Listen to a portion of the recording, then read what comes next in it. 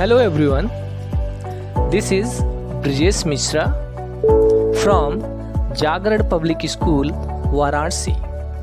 Today we will know about tissue, their parts and their types that belongs to class 9 biology chapter 2nd.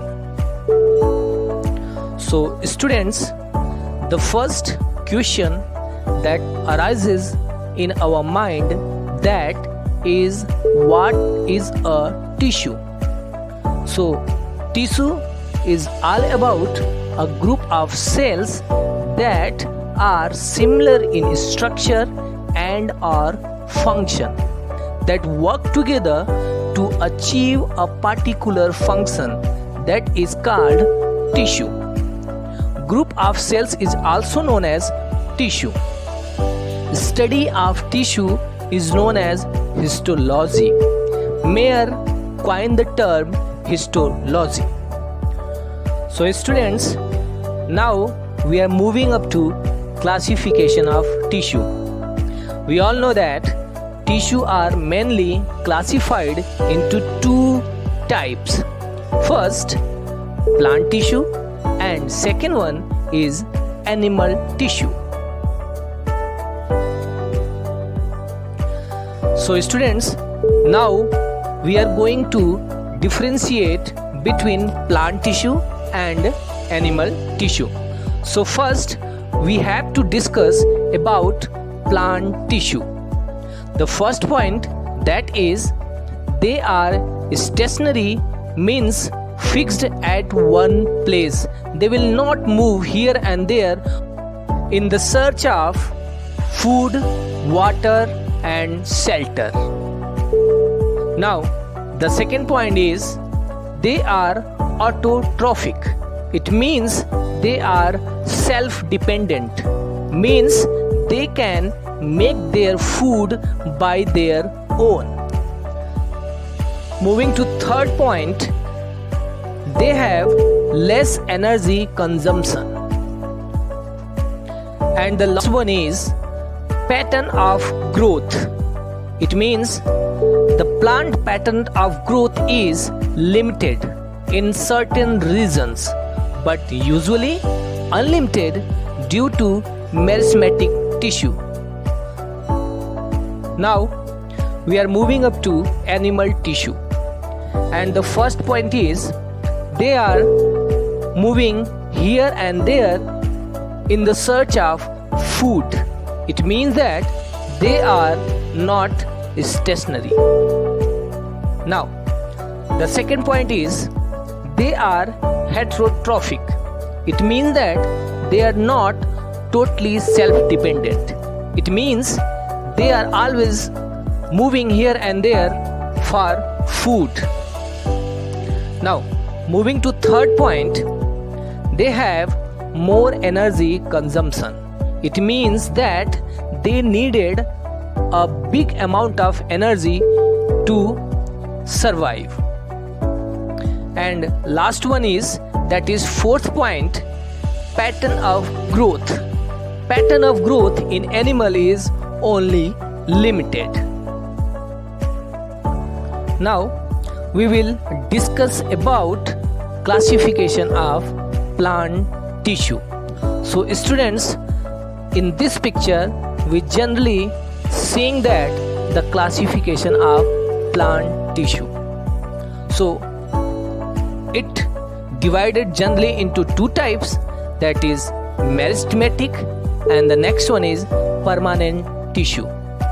So further, when we divide meristematic tissue, it has been divided into three parts, that is apical meristematic tissue, lateral meristematic tissue, and the third one is intercalary meristematic tissue. In another hand, permanent tissue has been divided into two groups, that is simple tissue and complex tissue. Further, simple permanent tissue has been divided into three types. First, that is parenchyma. Second, that is collenchyma. and the third one, that is sclerenchyma. Now, the complex tissue has been divided into two types. First one is xylem and the second one is phloem. Now, xylem has four parts. First one is tracheids, second one is trachea or vessels, third one is xylem fibers, and the fourth one is xylem parenchyma. Now, in phloem, they have also four types. First one is sieve tubes, second companion cells, and third one is phloem fibers, and the last one is phloem parenchyma. Now, we will briefly know about plant tissue. Plant tissue may be divided into two groups. First one is meristematic tissue and the second one is permanent tissue. Students, I have made a simple trick for all of you to understand or learn this plant classification in a very easy way. So the trick is, MP के forest में अली नाम का लड़का रहता था जो कि बहुत सुपर कूल था और PCS की तैयारी करता था. Here M stands for meristematic tissue and P stands for permanent tissue. Further, meristematic tissue has been divided into three parts. That is Ali, where A stands for apical meristem, L stands for lateral meristem, and I stands for intercalary meristem. Further, permanent tissue has been divided into two types. That is super cool, where S means simple and C means complex. Then further, simple permanent tissue has been divided into three types. That is PCS. It means that P for parenchyma, C for collenchyma, and the last S. S stands for sclerenchyma. Now, students, we will discuss briefly about meristematic tissue. It is derived from a Greek word that is meristos, which means division. Meristem is a localized region in which cell division occurs. Thus, the meristematic tissue is the dividing tissue present in the growing region of the plants. Here in pictures, we are generally seeing that on the top of the pictures, apical meristematic tissue are present, that is responsible for the length. It is also known as primary growth. Moving on to next, intercalary, where node and internode are present.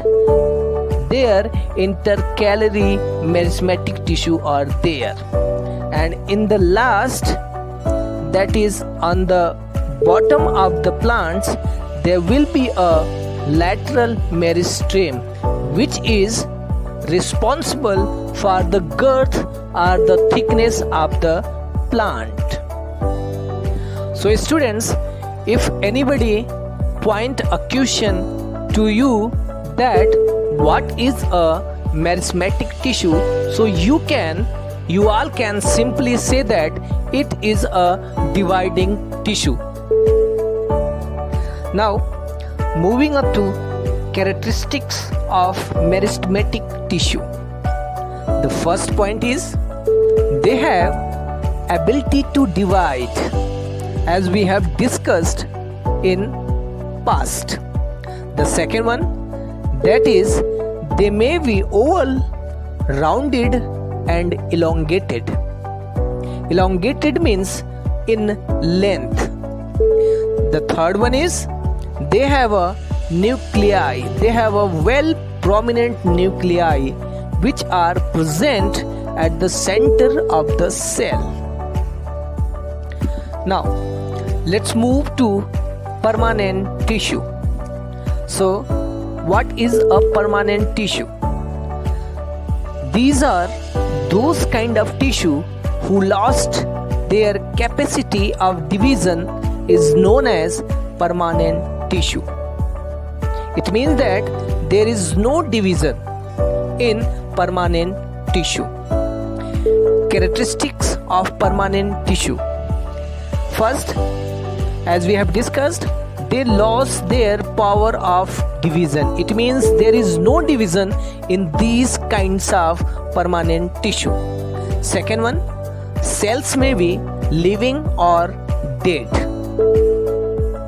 Now we are moving up to simple permanent tissue. What is a simple permanent tissue? So these are very simple. These are those kind of tissue which are made up of similar cells. They are further classified into three groups. First one is parenchyma, second one is collenchyma, and the third one is sclerenchyma, that is PCS. Now we will briefly discuss about all the three types of simple permanent tissue. First, that is parenchyma.